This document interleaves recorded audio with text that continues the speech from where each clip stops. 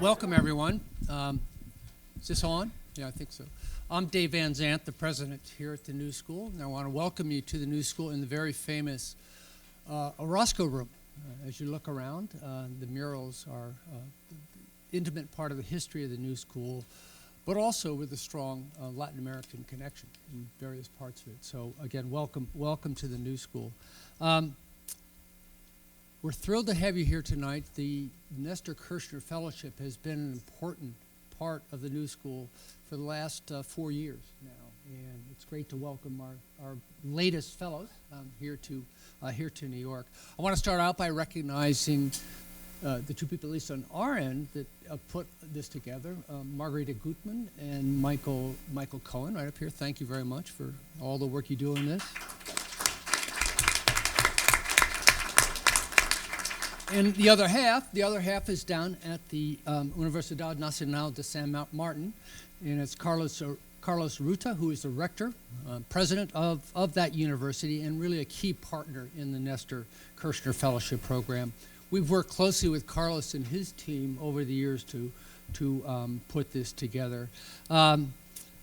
Also with him and working on their side is Marcelo Bufacci. Where's Marcelo? There you are. Right there. Great to have you here. And along with Christian Asinelli and Solange Nouvelle. Where are they? There we are. There we are. There's Solange. Also, I'd like to welcome tonight Ambassador Jose Luis Peri Gabilondo, who's been a constant guest here. Great to have you back again. He's the Argentine Consul General here in New York. You've also worked closely, I think, with the Observatory on Latin America for many years. Also, I'd like to welcome Ambassador Lucia Maieira, who's the Deputy General Counsel of Brazil, and you're going to introduce our Brazilian fellow tonight. And finally, Ambassador Eunice Castillo, the Deputy General Counsel of Peru, would have been here to introduce our Peruvian fellow tonight, but unfortunately, she's taken ill. Something's going around New York City. You can probably hear in my voice the entrails of that as well. Excuse me. Let me say just a few words about the Nestor Kirchner Fellowships and how they work before I turn it over to Carlos. The fellowships were established in the honor of former President Nestor Kirchner. We're completing our 4th year and launching our 5th in the next couple of days.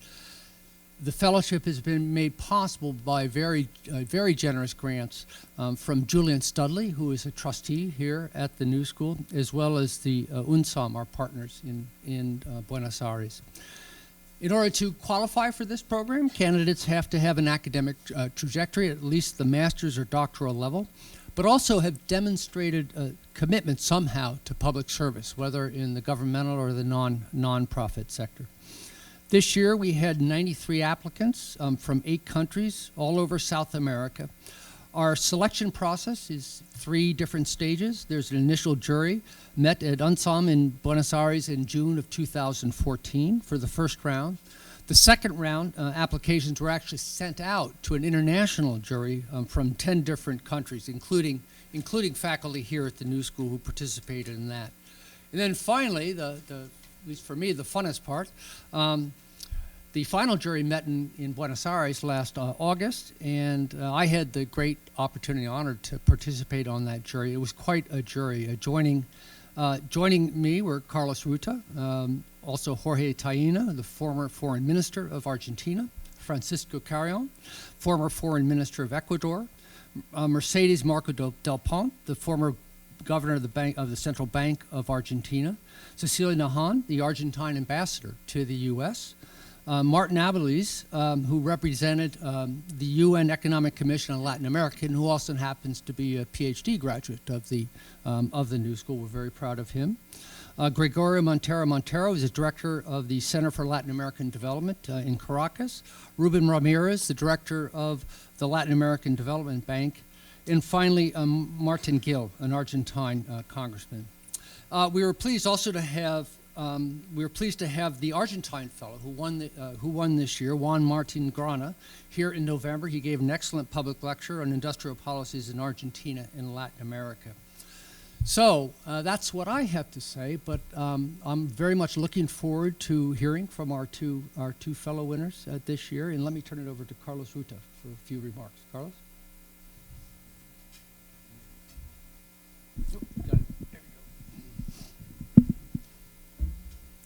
Hello. Thank you very much. First, thanks David for the invitation. For me, it's a pleasure to be here. It's a pleasure for our university to be partner of this fellowship. Thanks also Margarita and Michael, and the two consuls that are here with us.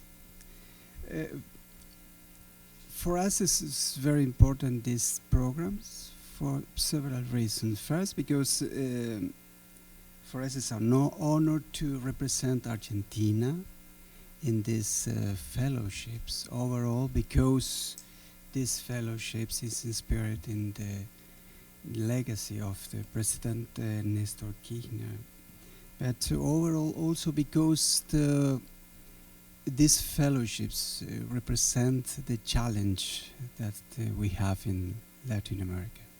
The first challenge is to promote the training of young leaders, and also the challenge about the topics of these fellowships.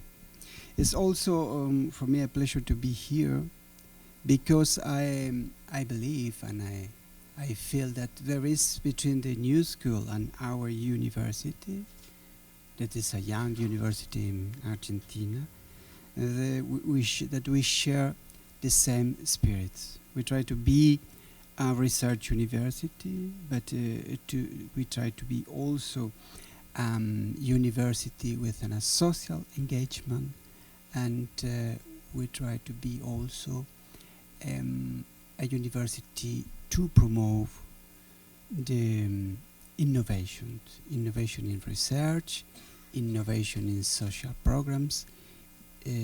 That's meant to be this our university like a difference, or to make a difference in the social activities of our city overall, and also of our country. For this reason, this is for me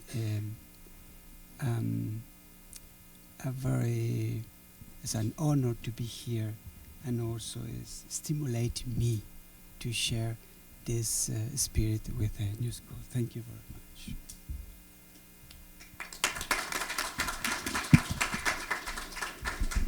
Well, in my capacity of the director of the fellowship from the OLA, I was trying to convince Marcelo, but he didn't do it. He didn't want to do it. I have to say that, unfortunately, as our president said, the Vice Consul of Peru, Junisa Castillo, couldn't come. We hope she will get better soon. And then I will introduce our Peruvian fellow who will talk now. Beatriz works in political science and education and has more than 7 years of experience in public service. Currently, Beatriz works for the Center of Electoral Processes Operation, COPE, where she monitors activities related to Peru's regional and municipal elections. Prior to her work at COPE, she worked for Peru's National Jury of Elections as a specialist in political analysis and e-communication analysis. She holds a master in governance and electoral processes from the Instituto Universitario de Investigación Ortega y Gasset in Spain, and is looking forward to embarking on a second master degree in gender studies, that it is a very recent news. She's going back and starting it again. And Beatriz will present her work about the political participation of women in provincial and district elections in Peru, following the implementation of the gender quota mechanism, a topic that it is relevant globally as the universal struggle for political participation continues. Beatriz? Okay, thank you very much. I could not start this talk, this lecture, without thanking first to the organizations that make for people like Daniela and myself possible to be here tonight. So thank you to the New School University and to the Universidad Nacional San Martín de Argentina. This has been a very amazing experience. Well, I want to say something about this, about my motivation to do this, to develop this research, is that the quota system was implemented in Peru in 1997, and pretty much the scholars and also in the political debate, the idea is that as we increase the number of women getting elected and women in participating in politics, then, okay, the work is done, we already increased the number and we already have this mechanism functioning in Peru. So pretty much the debate stays there. And I think of what my worries were is that it is not like that. We still have a lot to do concerning women political participation in Peru. And what I want to do in this paper is to give a closer look to the statistics. It's not just the general number that is going to give us the idea of what's happening in Peru, but also we need to see what is happening inside the candidates list and inside the political parties in Peru. Are they including women? Are they respecting the spirit of the law, that is to make or to create equal conditions for women participation? So the research question is this one. Has the gender quota system changed the patterns of women relegation in the political parties' candidates lists? That is the question that I'm going to try to answer tonight. But before we get into the gender quota topic specifically, I'm going to make some review on some concepts that are related to elections and to put some context on how the municipal electoral system works in Peru. Okay, so to start, I think that by far the most important concept related to elections is democracy. And why democracy? Well, simply because elections are the tool, the instrument by which democracy, we're going to get our representation. So democracy works because we had elections, among other things, of course. And well, some of the other things that I wanted to highlight were the recognition of basic rights, of course, in democracies, and the division of powers that work independently from each other. Some other concepts that are related and that are going to be important for today's lecture is the political parties, that are these organizations, these institutions that are going to give us the possibilities, the candidates among which we're going to select and elect our authorities. The universal suffrage as well, that may be a condition that we think universal suffrage and elections have always been linked, or maybe that is the connection that we do, but we tend to forget that at first it was more than a right, a privilege, and that privilege was destined to certain kind of people who had access to political and economical elites. Well, so there were some groups who have a really hard time trying to get into the system and trying to be recognized as part of the democracy. Finally, the passive suffrage, that is this idea that we can not only elect our authorities, but we can also be elected as authorities. Talking about one of these groups that have a really hard time trying to get into the system and trying to be recognized, well, it's women. And there were many women's suffrage movements around the world fighting and struggling for this right to be recognized as citizens as well. And this happened almost all over the world. For example, here I added a picture that is actually from New York City. So here also that happened, right? And of course, there were some groups who were opposing to this at first, but eventually women got involved in this, but it was not so easy. So what happens in Peru? Also in Peru, there was some struggle. I point here two milestones. One is in 1955, that is the year where the suffrage for women is approved in Peru.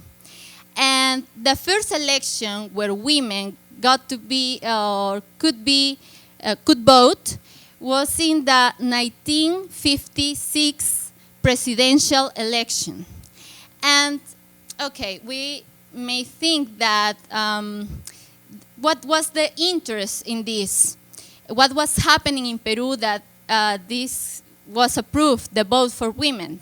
And well, what happened at that time was that there was a president who was seeking for election, and he thought that it would be beneficial for his interest to have women's vote. So he approved this, thinking that he will be reelected. Well, in the end, he didn't get reelected, but it opened a very important door. And in 1955, we became one of the bottom 3 countries in Latin America to approve the vote for women. So along with Colombia and Paraguay, we were one of the bottom 3.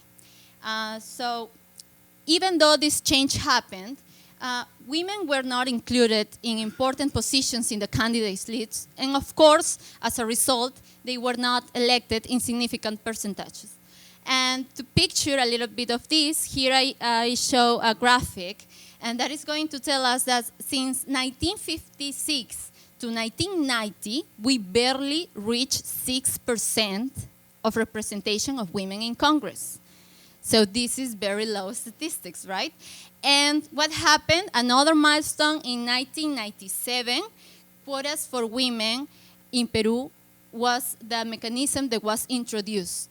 And of course, there was an intense debate. I mean, there were Congress members saying, that is not fair. I mean, how can we compel political parties to include women in their lists? Poor political parties, right? And of course, we will have to ask ourselves, it was maybe more fair not to include them, that they are still relegated from the political agenda, from the political arena. And well, finally, after the debate, what happened is that it got approved because it had the support of a group of a political party that had the majority of the seats in the Congress. And it was affecting not only the national level, but also the subnational level, talking about districts and provinces. And that leads us to the second part, that is how the municipal elections in Peru work. And for this, I will have to say that we have 3 levels of government. First, the national, then the regional, and finally the local. That is the one that I study. And we have in the local government 195 provinces, and we have 1647 districts. And how is the composition of the local government? Well, for both cases, the composition is 1 mayor, and you got a number of council members that are between 5 and 15. And the number depends on the population of the district or of the locality. And what happens there is that if a political party wants to run for or wants to participate in the local government, they are going to present a candidates list, including one candidate running for mayor and the other ones running for council members. Also, what happens is that if the party that wins the election, doesn't matter if the difference is just one vote. The political party that wins takes not only the mayor seat, but also the majority of the seats of the council. And the other parties are going to be proportionally distributed among the second and the third. But what happens is, as most of the councils in Peru, for example in the district level, have only 5 members, the first political party is going to have the mayor elected and 4 seats, and the remaining one, just one, is going to be for the second place. That is why it's so important, the positioning list, because who is going to be that one that is going to take the remaining seat? The one that was in position number 1 in the candidates list that got the second place in the election. And the term of government is 4 years. So every 4 years we elect our local government. Okay, and finally, we're here in the gender quota topic. It is precise to say that the gender quota is an affirmative action mechanism, and that the idea is to create equity in the participation and representation of women. And we have 3 types of gender quota. We have the party quota, that was actually the original one, the one that started in Europe among basically socialist parties and social democratic parties. But this is voluntary. I mean, the political parties compromise to have some women in their inner structure, in their organizations, and also to include them in their candidates lists. But this is something that comes for a compromise of the political parties. The legislated quotas, that are another type, were born in Latin America, and they were born in Argentina in 1991. And it has spread almost all over Latin America. And unlike the party quota, these quotas are mandatory. So all of the political parties that want to participate have to include women in the percentage that is established by law. In the case of Peru, this percentage is 30% of the candidates list. And finally, we got the reservation of seats. That is a type of quota that has been functioning basically in Africa and in Asia, in some countries where the participation was really low. And there's a reservation of seats that are exclusively for women. So this addresses us to 2 important questions that I think are part of the essence of this presentation. One of them is, do women have the same opportunities to participate in politics? And if they have this opportunity to participate in Peru, do women have the same opportunities to become authorities? Unfortunately, the answer is still no. And that is why mechanisms such as the gender quota are so important in our context. As I mentioned before, the gender quota was implemented in 1997, and the first election under this position was in 1998. That is for the subnational level. For the national level, it was applied in 2000 elections. And we have some regulation about it in the organic law of elections and the municipal law on elections. And the percentage at first was established in 25%, and now it has increased since 2001, and we have the 30% percentage. Was the quota a successful measure? Well, as I was saying when I started, many scholars and in the political debate, they are going to say yes, and I'm going to say yes too. I mean, there have been some changes that are remarkable and that are important to know, but we're going to see a little bit more of what's happening inside. to give some important remarks, what happened after the implementation of quota, in 1995, with no quota, we had an election of women that was almost 9%, 8.25% as council members, I mean. And after the implementation of quota in 1998 was almost 25%. So from 9 to 25% was a big change. And considering the percentage of the quota was 30%, the correspondence was kind of really significant. And what happened in the Congress? As we saw before, we barely reached 6% until 1990.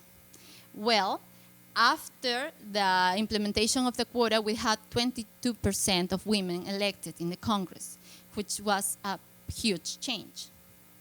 And also, I have this chart showing that from 1998 to 2010, in the provincial and district level, women were elected between 20 and 30%, which could tell us that there is a correspondence and that women participation in women election was actually having some important results. The quota mechanism was good, and of course it has been. But there are other things, or there are other ways to look at the same information. How? For example, just to give a first one, maybe 20 to 30% of women are getting elected. But if we look at the other side, men are getting elected between 70 and 80%. So the difference is still huge. That is one way. The other is that the idea of the 30% percentage is to create a spiderweb effect. It's not like it's going to stay there. The thing is that it is a number that is, which goal is going to expand that participation. It's a minimum desirable. It's not like the ceiling of it. But here it looks like it's becoming the ceiling, because from 1998 to 2010, the percentage varied, among these numbers, 20 and 30. And finally, another way to look at it that is part of this research is what happened with the quota, gender quota mechanism in Peru. Unlike other countries where not only you establish the percentage of the quota, but also you establish the placement mandate, where you're going to place these women in their candidates list, in Peru didn't happen. So we led our political parties to have the control over it, over the position in lists. And what has been the behavior of these political parties?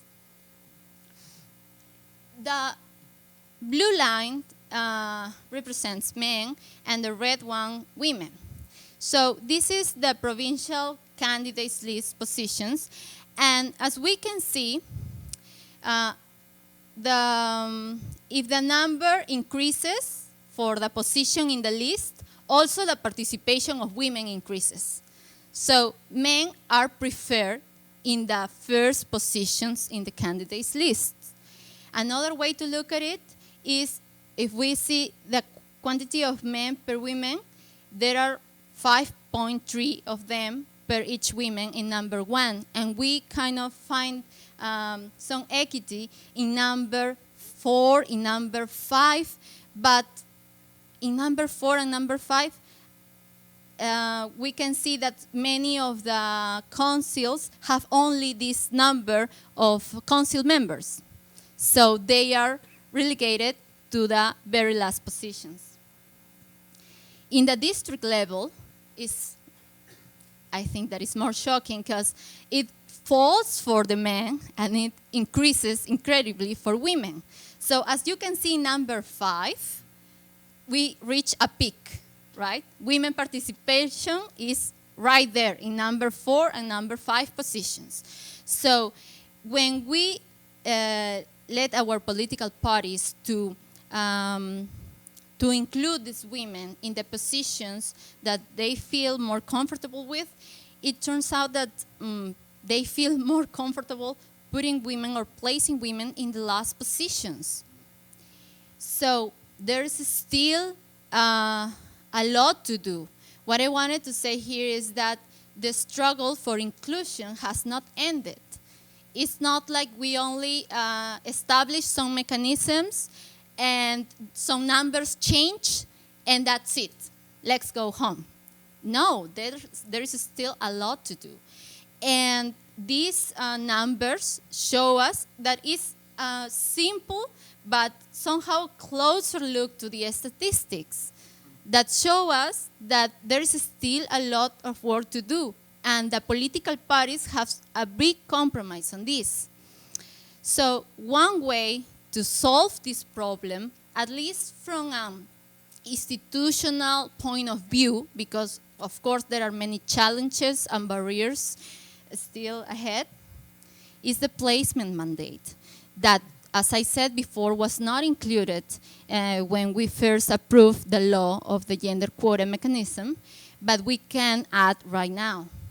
And the placement mandate is going to give us a possibility to establish an alternation system when men were women or vice versa.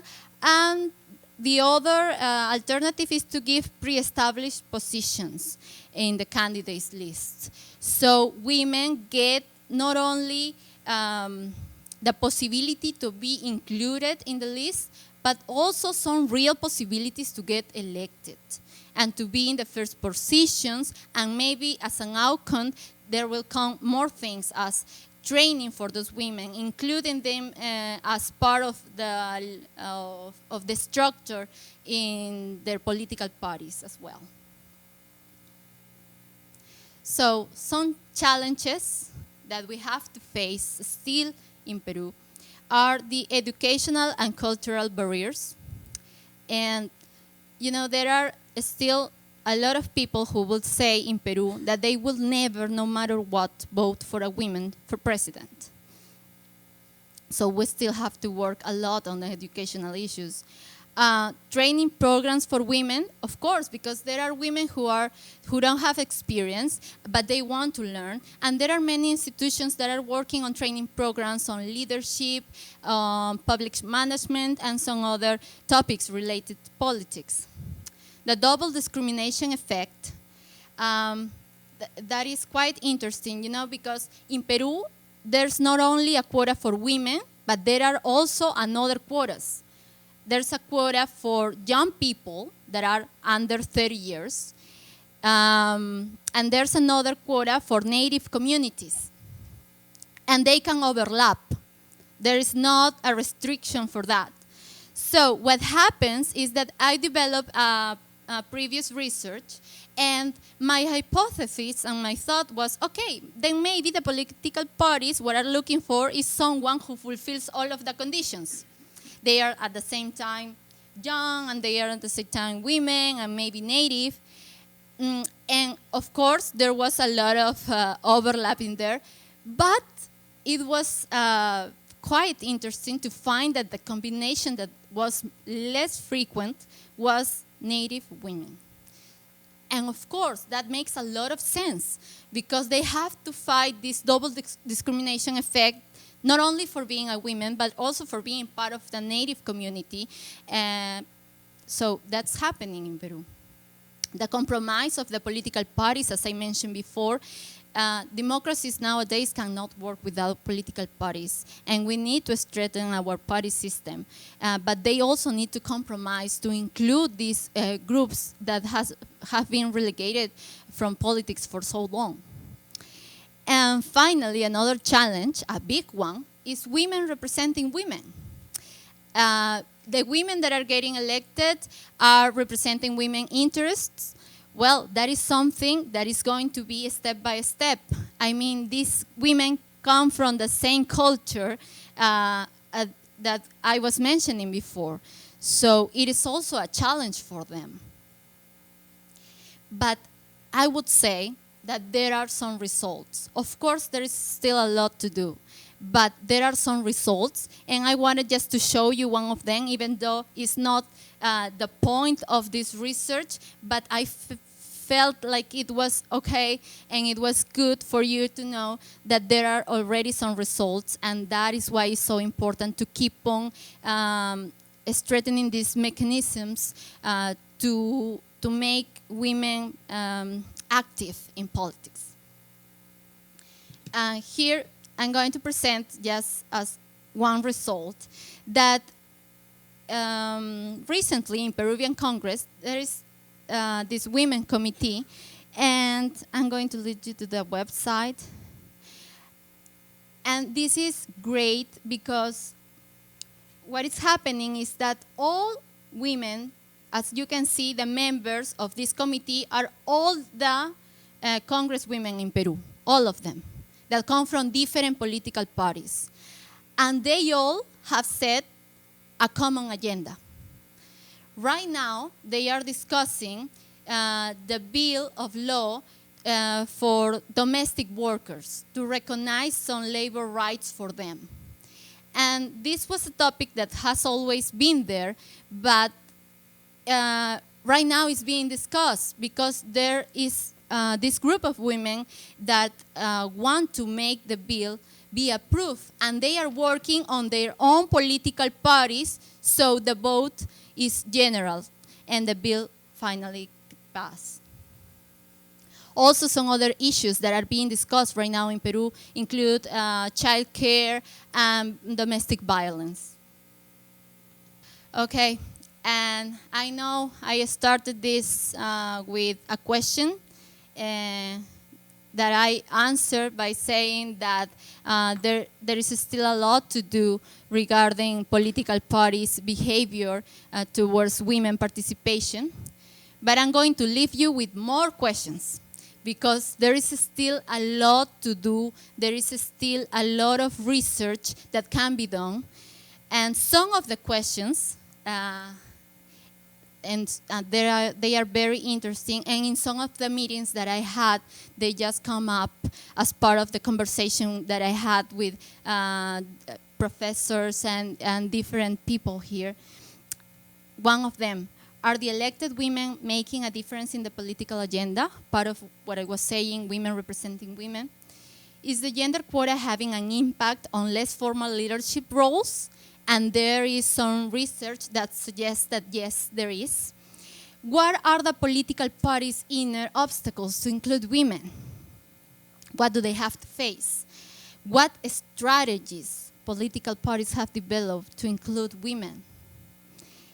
And another one, what are the characteristics of the elected officials? These are some of them, and hopefully in the future, I will, or maybe you, answer these questions. If not in this same room, maybe I will have the opportunity also to present in this amazing city. Thank you very much.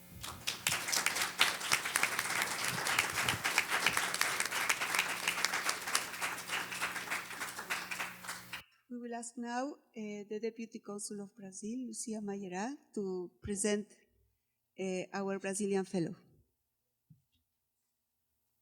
I would like to thank President Van Zande and members of the Observatorio Latino-Americano at the New School for this invitation.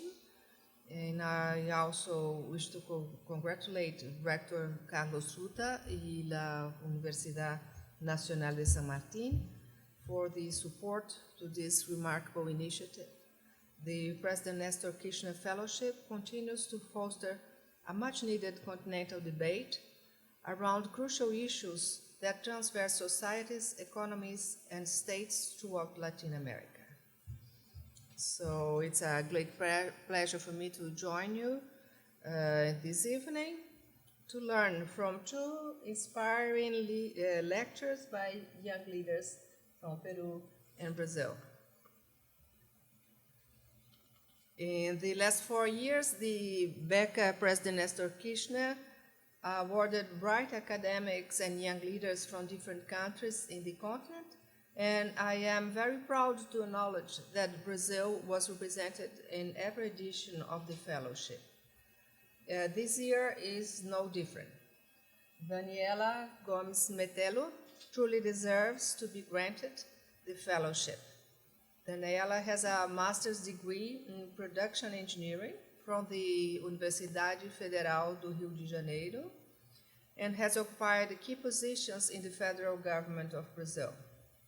A specialist in public and governmental policy, she coordinated the Interministerial Committee for Economic and Social Inclusion of Waste Pickers and advised the presidency in the National Secretary of Social Articulation. Both in academia and in civil service, Daniela has worked extensively with issues related to social inclusion, social movement and state dialogue, solidarity economy, and environmental policy. Daniela's bold experience translates into the outstanding article she will present to us tonight. As Daniela correctly points out in her article, in the past decade, authorities and civil society realized that the problem of waste management is not only a problem of environment. Serious environmental challenges, especially in developing nations as in Brazil, are also essentially social challenges. It is indeed mind-blowing to read that approximately 400,000 people, according to official data, work as waste pickers in Brazil. Even more impressive is to reckon that around 1.5 million people rely on some form of income deriving from activities related to recycling or solid waste collection. I don't want to take much time because we are here to listen to these brilliant young people. And I thank you again for this invitation, and I congratulate Daniela and Beatriz Córdova for their brilliant work. Thank you.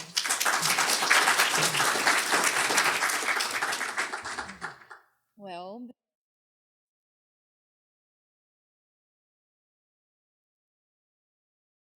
thank you very much.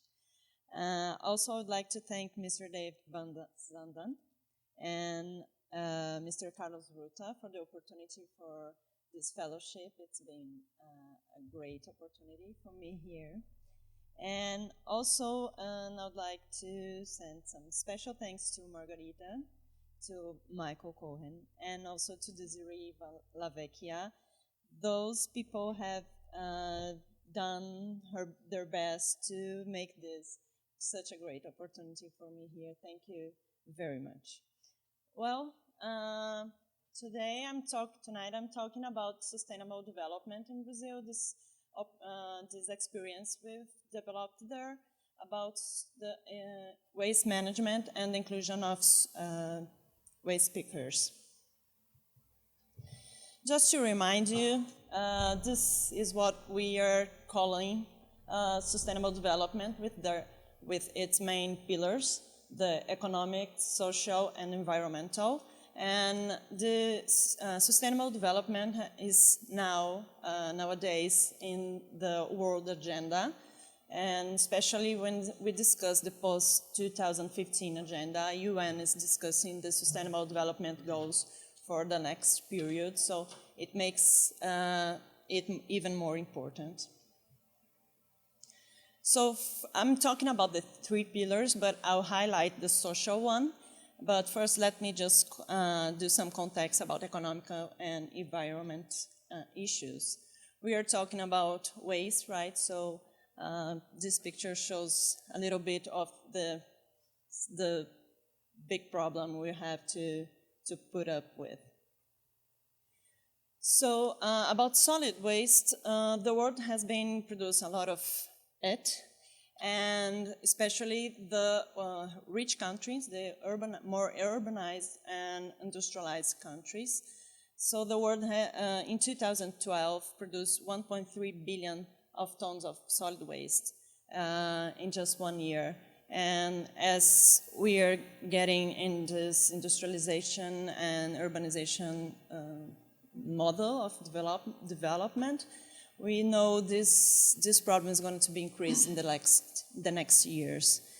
So in Brazil in 2011, we produced the amount of 183,000 of tons of waste a day, of which 58,000 are recyclable material. So what do you do with the waste that we don't recycle? This trash, this garbage, goes to landfills or open dumps. Unfortunately, in Brazil, we still have a lot of open dumps. As you can see on this map, the red part of it is the municipalities that are sending it to dumps and not the landfills. And our law, our current law, says that we're supposed to send it to landfills. And so just 39% of the municipalities did their right homework. But these are big cities, the hugest cities. So even though just 39 are sending it to landfill, we have 63% of the population in these municipalities. So most of the red area is the forest in north area of Brazil. So it's very low urbanized. Some world data show us that 16% of the whole material that we produce is been recycled. And that's just if you consider the formal sector. If you consider the formal and informal sector, it's increased by 27% in middle and low income countries and 54% in high income countries. That pretty much means that it's still a very informal sector, even in rich countries.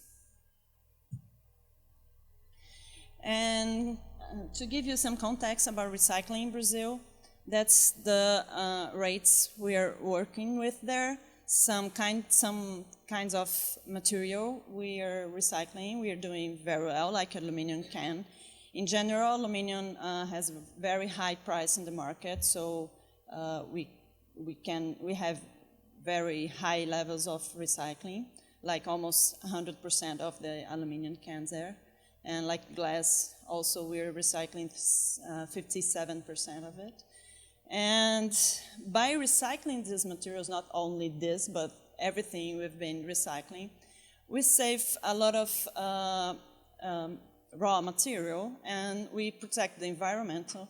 And we have, by recycling, saving for year 8 million megawatts hour of energy, 10 million kilograms of carbon gas. We are not sending it to the atmosphere, and we are saving 217 billion of liters of water. And that's an environmental data, and we also have some economic saving here, and we're saving for what we've been recycling 1.2 billion US dollars. But if you're doing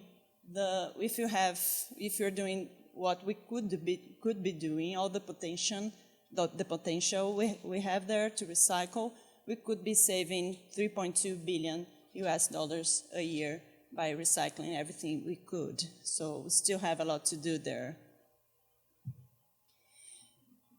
Well, the World Bank report tells us that solid waste management is often a local governmental single largest budget item, particularly in developing countries. So we are talking about a lot of public money here. And also, we are talking about jobs. Solid waste management, formal and informal, represents 1.125% of all urban employments. So yes, we are talking about a lot of money, and yes, we are talking about people, because 1.125% of the all employments in urban areas work with some kind of activity related to solid waste management. So yes, we have a social issue here too. Most of the time that we talk about waste, we are talking about an environmental problem. But sometimes we forget that, especially in middle-income countries and low-income countries, we are talking about a lot of people. And that's not different from what we have in Brazil. So just to give you some context what this program is about, our policy, we've been fighting against poverty in Brazil at least for 12 years. We had the election of a progressist president, Lula, and he got committed in the campaign with the society to reduce poverty and extreme poverty, and also especially with homeless people and waste pickers to give them the opportunity of having a better job, better conditions to work. And just to give you some data from the social progress we are having in Brazil, the formal job evolution increased from 28 million to 49 million in 12 years, and the minimum wage went from $80 to 315. And those, you have the evolution of poverty and extreme poverty in the last graph, as you can see. So this is the context of social policies in Brazil, and that's the context of our work there.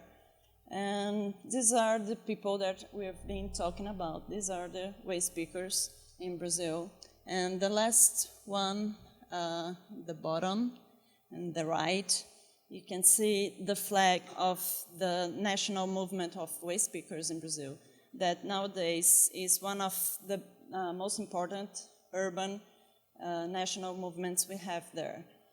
They became really strong and powerful, and we built policies and the laws together in a very participatory process. So just to show you some pictures. Well, who are these people I'm talking about, waste pickers in Brazil? Like Lucia said, there are almost 400,000 people in Brazil, and almost 1.5% of people that depend on this income of these waste pickers. The average income of waste pickers in Brazil is $228 a month, and you can see that's less than half of the average of the Brazilian regular income. So the women, we have 31% of women among waste pickers, and the illiteracy rates and the basic education rates can show us that education is a big problem with this population. We have more than twice the rates of illiteracy among waste pickers if we compare to the average of the population, and basic education almost half of the rates of the regular average in Brazil. And African descendant, we have 66% of African descendants among waste pickers. So these rates pretty much show us that we must do something about it, that they need some specific policies in Brazil, and that's what we've been doing. Just to show you again the map, the Brazilian map, and the concentration and distribution of waste pickers in Brazil. So we can pretty much say that they concentrate in the coast area that's more urbanized and industrialized in Brazil, so where the big capitals are, the state capitals. So where do these people work? So who are we calling waste pickers? The people that can work on the streets, getting the waste from the streets. they still work in the open dumps we still unfortunately have in Brazil, or they can work in cooperatives, like you see in the bottom. That's pretty much the model we are trying to develop there, and that we are motivating them to organize. And how can, like I said, it was a commitment made by the president, and so how can we support these people? Our Brazilian experience lays on these three pillars, these three main pillars. That's public support by federal government, a legal framework, and the organization of civil society. And these three, they dialogue very much, and the society, the organization of civil society, I'm talking pretty much about the national movement. They work together with us, and most of the time with no conflict. Sometimes we have some, but it's part of the process. We don't think it's not part of it. And we built a legal framework that allows us to do what we're doing, that I'm going to explain. And so the public support that always, give them the condition to organize themselves. So the legal framework, we have some laws that support this work, and I'm not talking about all of them. I'm talking about this one in 2003, the first year of Lula's first government, and he created, as he promised, the Interministerial Committee of Social Inclusion of Waste Pickers. And before that, in 2002, it was the year that we wrote in the Brazilian Code of Occupation that waste pickers were a kind of work we have there. This code pretty much has every occupation we have in Brazil, all kinds of jobs. So before 2002, they didn't exist formally. So we started existing by 2002. And 2003, the committee, by a decree, it started to exist by a decree. And in 2007, we took a very important step on that, on the policy. We changed the bidding law in Brazil. So by changing it, we could allow the municipalities to hire the cooperatives directly without a bidding process. So that was a big change that made the whole difference about including these people. And in 2010, we approved in the Congress the National Policy of Solid Waste Management. That's our main law about it. And in the text of the law, we have 12 times the word waste pickers. And it means it's something that's really important. Solid waste management doesn't say stuff only about environmental. It means people too, and waste pickers have been done this work for years, and so we decided that they must be in the law. And in this same year, we created a national program of inclusion of waste pickers in Brazil. That's called Pro Catador. That's coordinated by the Interministerial Committee. So this is the committee of waste pickers we have in Brazil.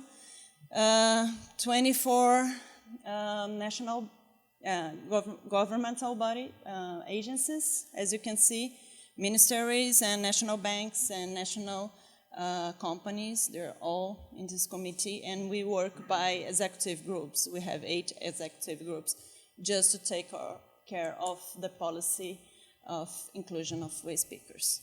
So pretty much what we do is this model is to try to provide the conditions to organize waste pickers. Waste pickers can work, like I said, in the streets and dumps, and we try to help them to organize cooperatives and formalize themselves and their own companies. And after organizing cooperatives, we help them to organize networks of these cooperatives. This is what resumes our action, our initiative. So what we have in Brazil is that we have 1,800 solidarity enterprise, like we call, can be association or cooperatives, and 665 of them are already networks. Networks are very important for them to survive in the free market, because we have big companies there, and if they don't work together, it's hard to survive in this market. And what we have is that federal government has already supported more than 1,000 of this enterprise. They are located in more than 500 municipalities, almost 600. And we supported around this enterprising by giving them equipments and stuff in the order of $200 million until July of last year. So this is the distribution of this enterprise. As you can see, they're concentrated in the south area. It's more industrialized. And how do we support them? The federal government give them the infrastructure, the equipments like conveyors, belt, scales, compressors, lifts, trucks. We give them training, technical assistance, incubation when it's necessary, and we help them to make their own business plan. And we need also the help of local government, especially with the potential of hiring these companies, these cooperatives. Like I said, we changed the bidding law, and to provide them some infrastructure, because we don't reach every local government by the federal government. So pretty much the municipalities can do their management, the selective collection, and by selective collection I'm talking about recyclable materials. They can do it by a public service, by having their own agencies, public agents. They can have public bidding and hire a company, a regular company. And in Brazil, by changing the law, we created the opportunity of them to hire directly the cooperatives of poor waste pickers. And that was very important for us. Just to give you some examples, this is a study of 2013, and they compare some models. And we have these two cities in the bottom, Itaúna and Natal, and they started doing the selective collection by hiring a company, a regular company, and then they changed the model by hiring a cooperative. And what we saw is that in 1 month of work of the cooperative in Itaúna, we increased the amount of material that was picked from 140 to 280 in just 1 month of work of these people. And they got the income of them increased for 3 to 4 times of what they had before. And in Natal, after 1 year of the work of that cooperative, they increased the amount of material from 42% to 90, almost 300 tons by month in 1 year, and they had the income multiplied by 2. And this is some important information for us, because we have a lot of prejudice against waste pickers, and what we hear is that they cannot do it and they don't do it correctly. And this data shows us that it's possible, and not just that it's possible, it's most of the time it can be better. And that happens because the people from these cooperatives, they get their income for 2 sources. One is selling the material, and the other one is the pay they get from the municipality. And when they sell what they collect, they are very worried about what they collect. And they teach the citizen, the women and the men in the houses, in the restaurants and everywhere, how they can separate the material correctly. So it gets increased, the amount of material they get. And also they create a relationship with these people, and these people feel that they're helping other people, other poor people to live, and that also makes the whole difference. If you're talking about public budget, we also can see in the bottom that, I have 2 examples here, Belo Horizonte and Londrina. And the cost of the selective collection by being done for a company was $195 per ton, and done by a cooperative it was $35 US per ton. And still these people from the cooperative in Londrina, they get around three times the minimum wage in Brazil. So, well, we are still distributing income. I know my time is already gone, so this is some other examples of municipalities that had hired the cooperatives and saving public money and distributing income and breaking the poverty cycle. And this, well, the federal government has decided that we must do this work, but we do need the help of the municipalities, of the mayors. So we created this prize that's given by the president, as you see in the red. That's our president, Dilma. And it's a big event we do every year. It's the Christmas with waste pickers and homeless people. And we give the prize to the mayors and the waste pickers that have done the best jobs in those areas in those years. So it's a big deal for us, just to show you this. Well, we have some challenges still. I mean, we have done, I think we might be in the right way, but still have a lot to do. And one of the things that we have to close our dumps, and we have to include social and economically these waste pickers that still live on this waste. And the productive organization of these people is itself a it's a challenge very big, because they used to work individually, and they're getting to work together and manage their own company, so it's a big challenge.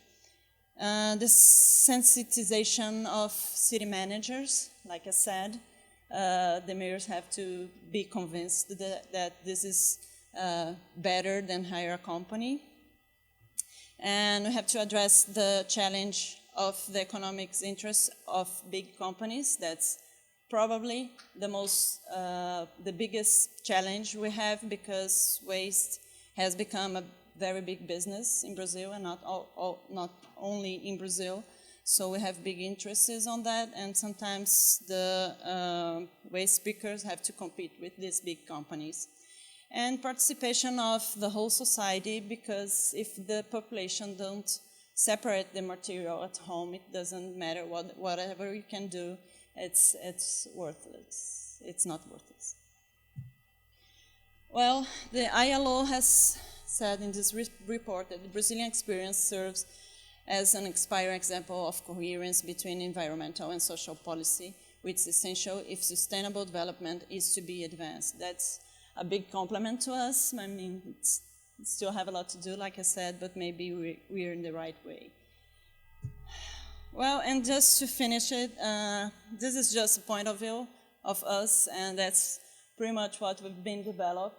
And someone just showed me this video this week, and I thought it was very useful for me, and I think maybe it would be useful for you, so I just want to share this with you. Scavengers are putting the Department of Sanitation's recycling program at risk by removing the most valuable recyclables, both redeemable containers and metal items. Scavengers place our environments at risk by mishandling CFC-containing appliances, such as air conditioners and refrigerators, that residents have set out for proper CFC removal and recycling by sanitation. New York City's recycling program exists to efficiently collect recyclables from residences, schools, institutions, and agencies, and to ensure the most convenient curbside service from the New York City Department of Sanitation. The cost of that service is offset by the recyclables collected. As those recyclables diminish through scavenging, the offsets are lost. Widespread scavenging leads to increases in New York City's collection and processing costs because city recycling trucks aren't filling up and the city's recycling vendors aren't receiving the valuable materials they expected. Nobody wants to be perceived of as picking on the little guy, but the lone scavenger is now a well-organized, sophisticated mob of scavenger collectives that systematically removes valuable recyclables prior to the arrival of taxpayer-funded municipal recycling trucks. And many building entrepreneurs now opt to sell what is of value in their waste stream and leave the worthless and costly-to-collect rest for the Department of Sanitation. It cannot be forgotten that New York City hires a unionized workforce to reliably and consistently collect recyclables set out at the curb and deliver those recyclables to contracted vendors that similarly employ a well-paid workforce with benefits to process those same recyclables. When recyclables are illegally siphoned from this system by the activities of scavengers, these jobs and the infrastructure needed to maintain them are and will increasingly be in jeopardy. Recycling is the law. Scavenging is a crime. Don't allow scavenging to steal recycling's future.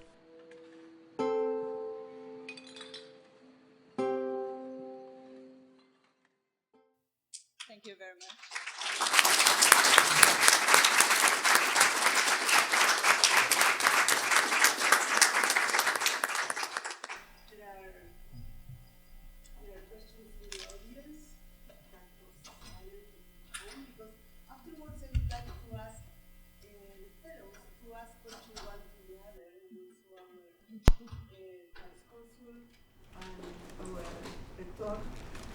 And everybody who would like to comment about this.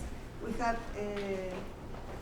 4 seminars, 2 of for each of the fellows, and there were a lot of questions. And of course, when this was kind of unpacked, it appeared many possibilities and many similarities also in the struggles to give visibility and voice to this kind of not so visible and recognized parts of society as women, as cultures in this case.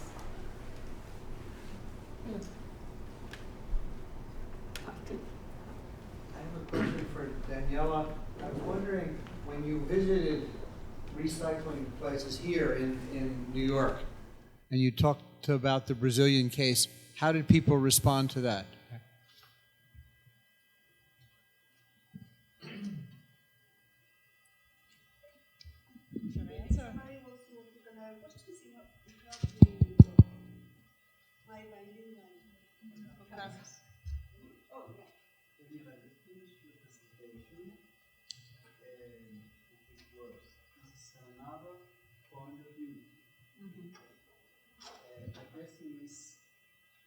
Why it's another point of view, which is the key of the difference point of view between Brazil and New York City.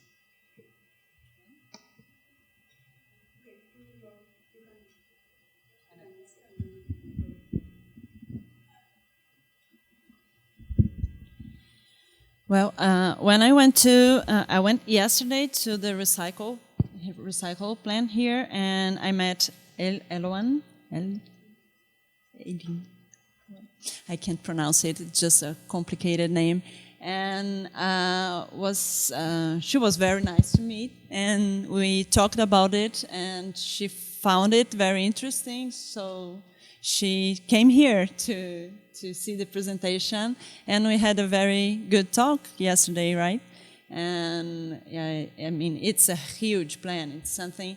Actually, we have a plan that's looks like it, but not such a big scale. But in São Paulo, we have that, and that we had this mixed process of selective recycle and separate the materials in Brazil. We have this industrialized plant because São Paulo is so big that you can't do this all manual.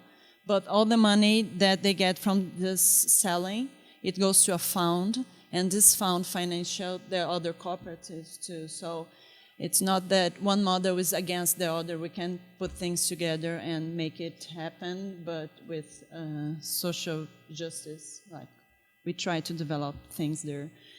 And Carlos, that's a tough question to answer. Well, it is a different point of view. It's one point of view, right? It's the point of view from someone that's, I'm talking about the New York City experience, the video that I showed.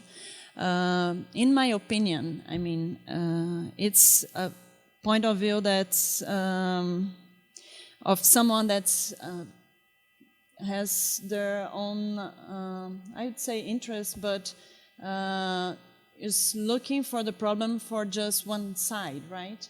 And we have many sides of it. And we try to look at it as a complex issue and a complex problem. Like, we have an environmental problem, we want it to be efficient, but there are also people that live on this, and these people that are waste pickers, most of the time they're not waste pickers because they want to be, but because they don't have anything else to do. So we know we have to formalize it, but you have to, there are many ways to formalize it, right? To make it, to work in better conditions. And the options we did in Brazil is to work in cooperatives, because the waste pickers asked us this model. They said, we don't want to be employees of any big company because they can just fire us. We want to, you know, we've been working with waste for many generations because our parents didn't have how to live on other things, and their parents didn't either. So we want to do this. We still want to work with it in a better conditions, but we want to be the owners of our own companies. And so said, okay, it's possible to do that, and it's fair. I mean, you have the right to, because when no one wants to take care of waste, they were taking care of it. And now that it became a big business, so now they're just putting out of the process, and that's not fair. That's what we think about it. So that's the roots of the construction of our policy. So when I say it's a different point of view, it's like, to me, it's a different point of view, but it's a very specific point of view, right? It's from just one side of it.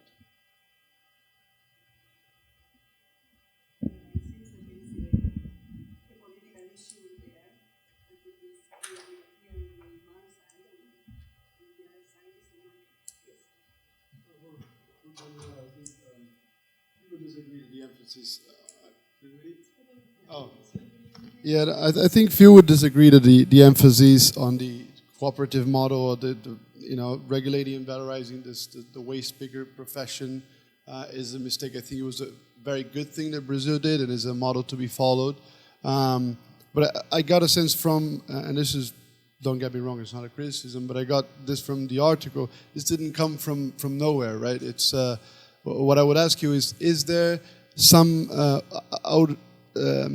provoke you to explore the challenges or the difficulties or problematic relations between the movement, the national movement of catadores and the state, given that it was not simply this emphasis on the cooperative model didn't originate with the state. This movement has been organizing, especially in cities like São Paulo and Rio, and a long tradition on solidarity economy that has been building within these movements. There was a lot of advocacy to make this federal legislation to be finally approved. So I would explore typical problems we face with national movements of this size and the government: co-optation of the leaderships, internal criticism, if there is any form of accommodation from the government, because we know that the waste problem is much larger than, waste pickers is an important part of it, but they are not going to solve the whole problem. So is the government just getting lazy?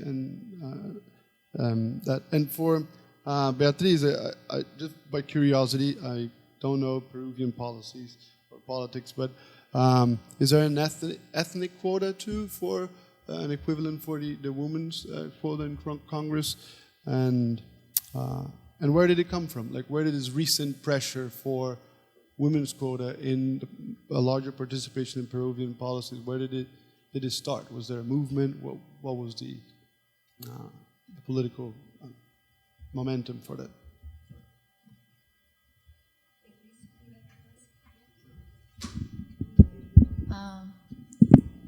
Okay, first, yes, there is a quota for Native communities that started in 2002, so that was actually the second quota that was implemented. The third one was the young quota. So it functions also in the subnational level for the candidates lists, but for women, it functions with 30%, with young people for 20%, and for ethnic or for these native communities, it works in a 15% of the candidates lists, and only is going to be implemented in those districts where you find these native communities, not in all of the districts of Peru. And well, the reason for the implementation of this mechanism, well, as I was saying, there's always a context, right? There is always a context for these implementations, for these mechanisms to be approved. And, well, there were two things. One was that the topic was being in debate in Latin America. So, as I mentioned, it started in Argentina in 1991, and then it expanded in many Latin American countries because they had the same problem. So, we have this common problem, and we have seen that a country has created or has come with a solution to this by creating this mechanism that is the legislated quotas. So other countries started to also look at this as a solution. And what happened also is that there were some parties and some women in these parties that were that wanted this bill to be approved. And finally, what happened is that these women were part of the political party that had more seats in the Congress. So the bill could be approved in that way. I think that if the women that were pursuing this objective would have been women that did not belong to this political party that had the majority of the seats, maybe the gender quota would have been implemented in some other time and not in that precise moment. So that is pretty much. Well, that's a good question. Okay, the cooperative model is it's not a national government creation. Like I said, we work together with the national movement to build policies and the legal framework. We've been working together. And about the national law, it was really the federal government who called them to participate, because when, and I'm telling you a secret, I hope you keep it. And when we saw the test of the law, when it was a project, they didn't consider too much the way speakers. So we are very concerned about that. And so we called the national movement and was like, okay, we have to work together on this, the government and the society, so we can make it more fair, like the point of view, our point of view, from our point of view. We have a very good relationship. I don't see them as cooperative leadership. We respect pretty much each other, but they are still very critics. And Lula, our ex-president, always say to them, what gives us a very hard work is that don't ever get lazy about putting some pressure on state. I mean, even if you, I read, got something, don't ever stay lazy. You just have to keep pressing the governs and even if it's a PT governor or rightist or leftist, it doesn't matter. You can't retire, you just keep going, and that's what pretty much they do. But differently from other national movements, we have I would say a very good relationship with them. Hi, my question is for Ms. Córdova. You spoke about two ways that the government wants to use candidates lists to maybe increase the chances that a woman would win, or that would make it a fairer process, by alternating names on the candidates list or by having prearranged slots. What role does actual campaigning play in influencing whether or not a woman gets elected?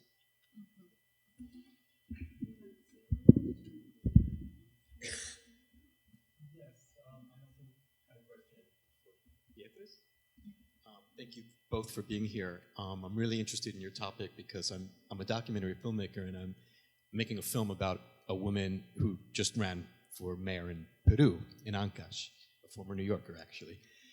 And I guess my question is,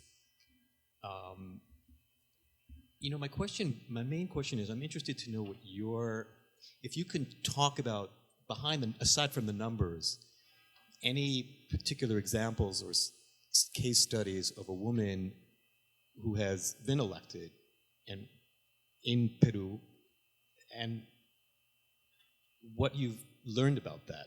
Has that succeeded? Have they faced special problems because they were women? I don't have a specific question. I've been struggling to formulate it, but I kind of want to know some stories besides the numbers. Mm-hmm. Yeah, thank you. Yes, of course. Okay, to answer the first question, well, the campaigning, what happens is that in the subnational level, we have this candidates list. And the one that actually is the image of the campaign is the one that is running for mayor. Not so much the ones that are running for council members. And the quota is established for the council members. So when we have our ballot, we're going to vote for the political party. But the campaign is done with the face and the image of the one who's running for mayor. And you will find right next to his face the symbol of the political party. So in this case, campaigns work for the mayor, not so much for the council members. That is the way in which it works. And that is different in the case of the Congress, for example, because in the case of the municipal elections, we have these closed lists. If the order that is given for the political party cannot be changed. But in the case of the Congress, we have also these lists and these positions, but we also have a preference vote. That is, okay, maybe you put this candidate in number, 7, but I want him or her to represent me, so I'm going to write the number right next to it. So in that case, campaign are really important because the voter has this opportunity to break the order that was given by the political party. And well, and for the second question that is very, very interesting, I just came from a meeting with Mona Crook that has been always being someone that I am referring to constantly because she writes a lot about gender quota and women participation. And we were discussing the political harassment that women have to face.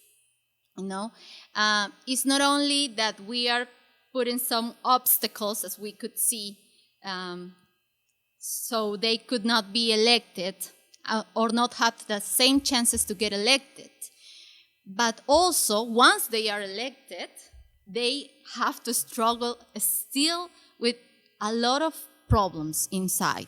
It's almost like the political party or the political actor say, okay, we have to include you because we have to, because it is a requirement. But once you're inside, we're going to make you have a difficult time, so you don't wanna come back here and be a representative. And that is huge. What happens with this? These studies are fascinating and just involving in those studies. But what they say, or what this research show, is that, for example, the council members get together in a meeting, and women do not get the advice or the notice that they have to get together that day. So they just come and they have approved something and they didn't know. Or maybe they are in these meetings but participating, and they are told to do something else, maybe go home and take care of your house or something like that. So there are many things that are still going on. As you said, it is more than just the numbers. Yes, this is a research that is going to concentrate on some quantity matters, but yes, there is still a lot of struggling there, and there are histories of these women that some research are just are showing us, and those are one of the histories.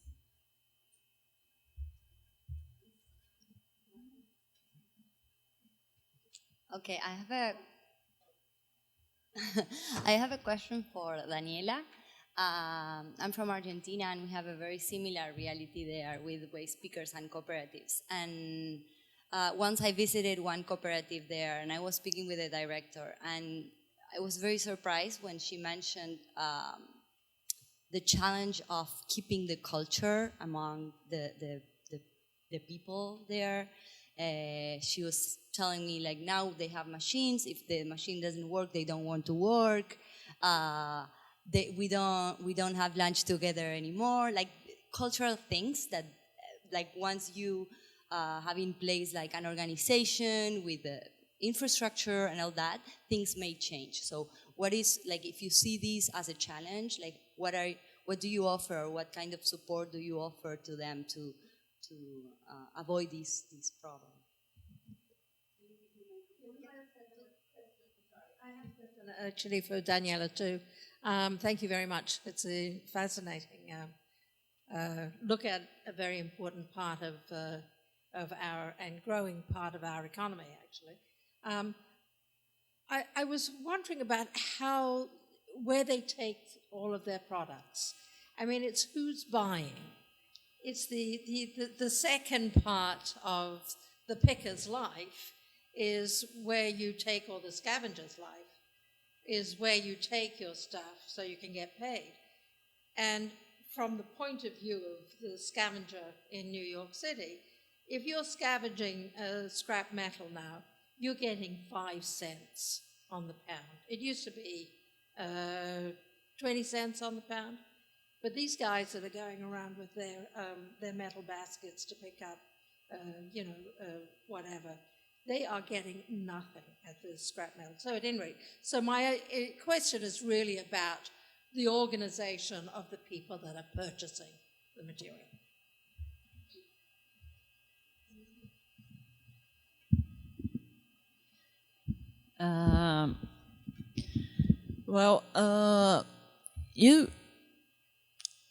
I work for the federal government, right? So most of these things that happen in local reality, we don't know it very well because it's a very big program, and we don't. I mean, of course, we talk to people when we visit them, but it's not that we are there every day to watch the change of the culture, right? But there are two things we do in Brazil that helps that. One of them is actually the national movement, because they have these principles, and we have cooperatives that are part of the movement, the national movement, and we have cooperatives that are not part of the movement, right? I'm talking about these ones that are part of the movement, or the ones that work with solidarity economy. That's pretty much what we do there. And so they have a consolidated basis of solidarity and of sharing the work, and I don't know, there's nothing just, I haven't heard about that, about this change of culture. Of course, that when they get together, it's a big change of culture, right? You're working individually, and you have to work with other people and decide things together and decide how many hours you're working a day, what's fair and what's not unfair. I mean, what's unfair. The whole rules of the cooperatives, who decide that are themselves, right? The owners. So in that point, it's very, very difficult. That's what they report to us. So in that point, yes, there's a big change of culture, but I don't see it as a problem when we get the equipment. I mean, they still have to work all together, and I don't know, I haven't heard about it, I'm sorry. And we have this, all the policies based on self-management, autogestão, autorgestión. Okay. I know there's a lot of it in Argentina, the enterprise that if the workers has organized themselves to manage it. And the self-management and the solidarity economy, it's the base of the policy. So we pretty much highlight that point when we are working with them. And these cooperatives, differently from here in New York, that the cans and the bottles, they pay 5 cents for each package of it. We don't have that law in Brazil, so we don't have a specific market. So they sell it just to the companies, to the industries that really recycle it. And what we try to do is work in networks, like I said, so they can sell the materials together, so they get a bigger amount of it, and they can sell it directly to the industries.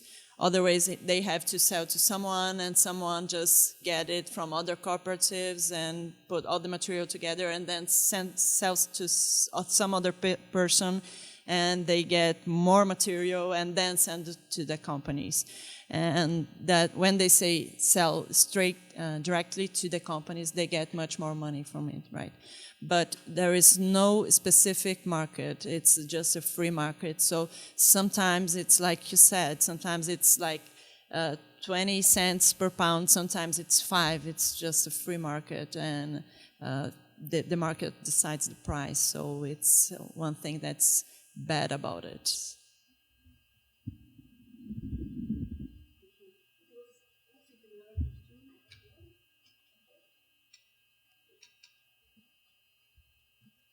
Hi, Daniela. I recently watched a documentary called Garbage Dreams, and if anyone is interested in Daniela's topic, it's really interesting to watch this movie.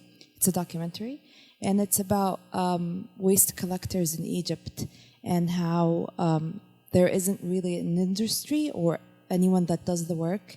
It's just this unofficial and informal people who came together, and obviously they did it out of desperation. So I'm just interested to see how in Brazil, how did they push the government?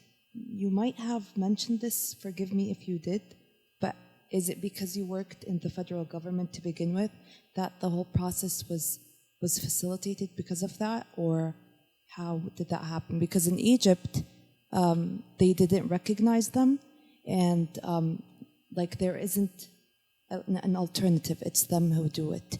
And they're doing really well, which I was very surprised to see. They're doing even better than Western European countries. So if you could tell us about the process, thank you. I don't know if, oh, sure. Yeah.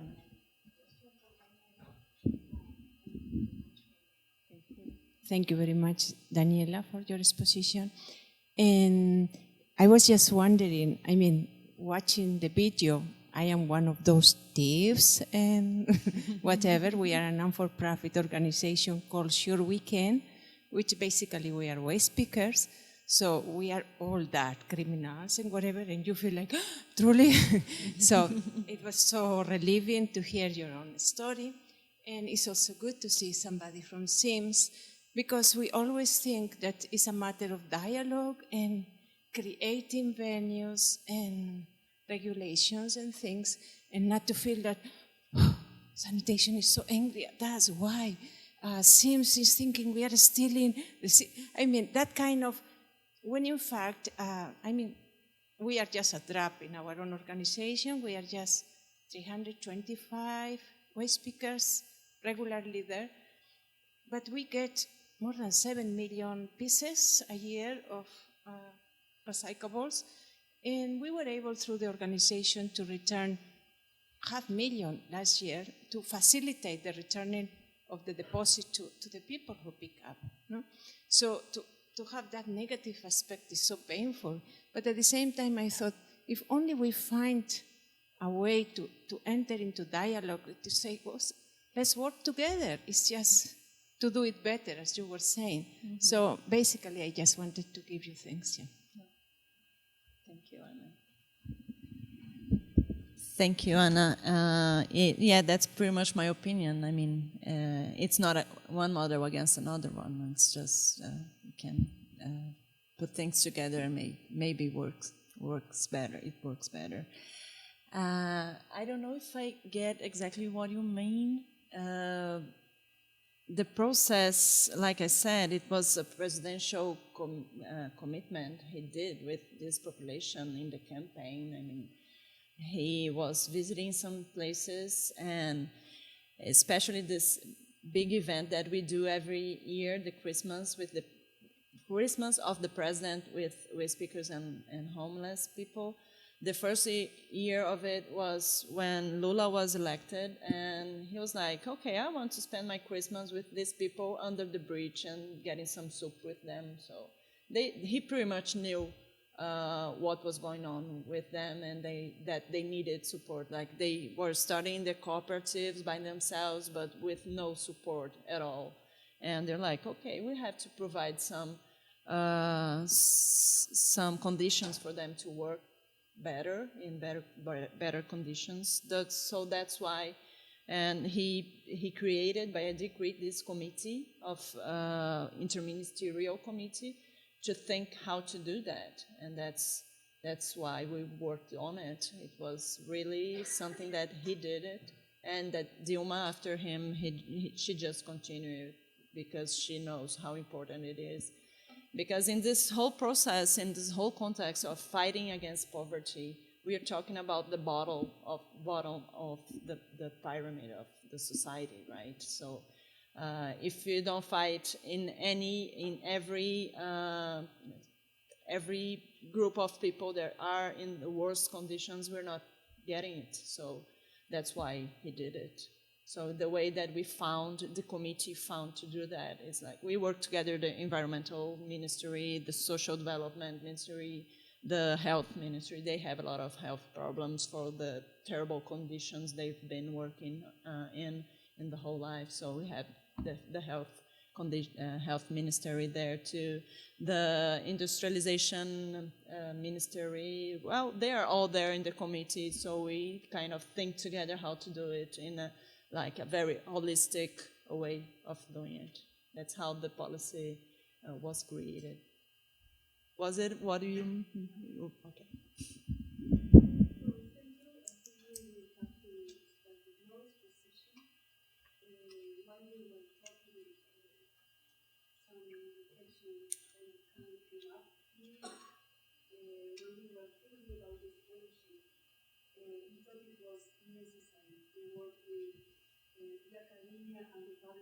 At the same time, because we profoundly think in this university as people, and in universities in Buenos Aires, and mostly the Universidad Nacional de San Martín, that the academia has its best when it really takes part in the discussion in which the life and the destiny of the people of our countries are invested. And then when we were talking, it was clear that it is possible a dialogue, and it is possible for the academia and the public sector and the public service, not the public sector, the public service, through political and social engagement, can have some products in this long way to achieve inclusion and to achieve visibility for the people who are not visible for the establishment and for the videos like this. I want to finish with an announcement that it was done, but I want to repeat because we have to agree that I will repeat with Marcelo. This fellowship is open for this is the 5th year. We are surprised ourselves that we are getting to the 5th year. It is open from March 1st, 3 days ago, up to the 25th of May.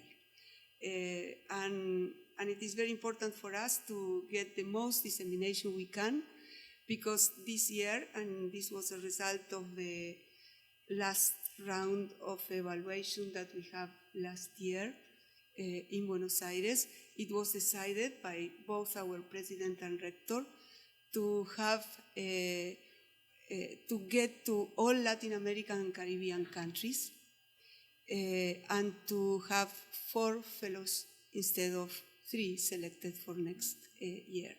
You can find all the information. We have an official website of the fellowship, and we encourage you to disseminate as much as you can, you want, or you desire this possibility of the fellowship for all citizens or people living in our countries in Latin America, because this is open to all of them, that they are engaged with academia and with public service and engagement. I want to finish by thanking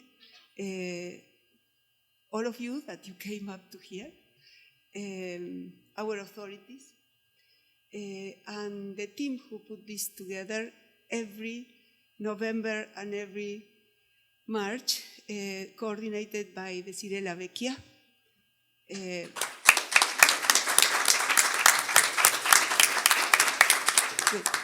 And the supporting team of the OLA, among which we have here 2 of our PhD students, and Cristina, Maria, and Marta Jaimes, Cristina Handel González, Marta Jaimes, and Maria Carrizosa. Belen is not here because he's busy with another issue. And I think I am not forgetting anybody. And I thank you all, and good night.